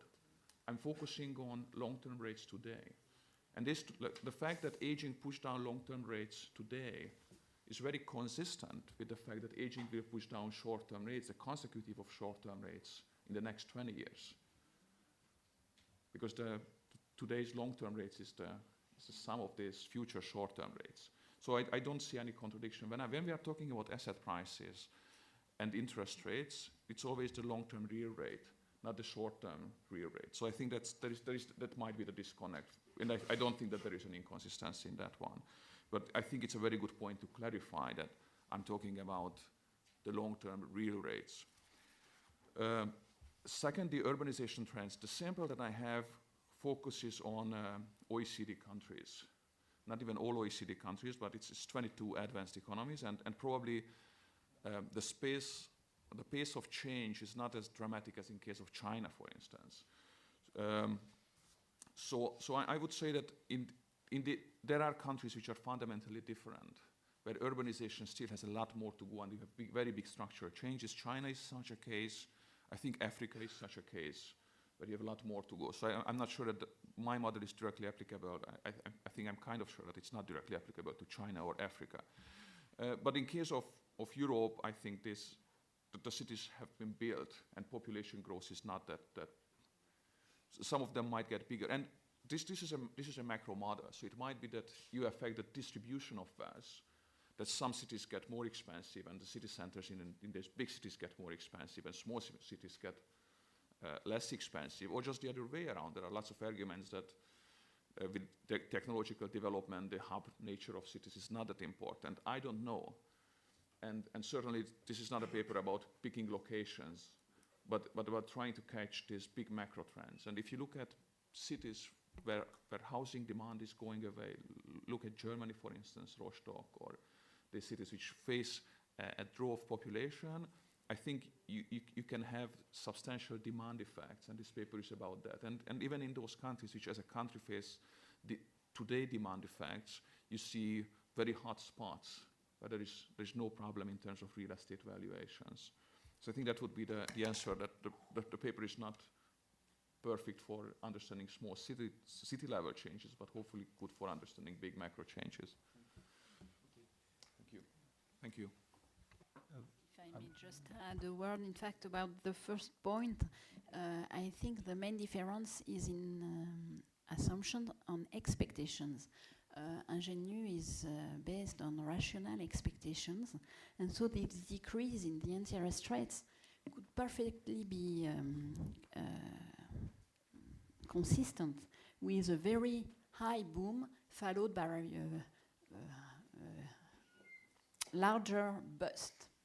And so this is an issue. In fact, we have a smooth variation in this model, and smooth variation on the very long term modelized by rational expectation are consistent with short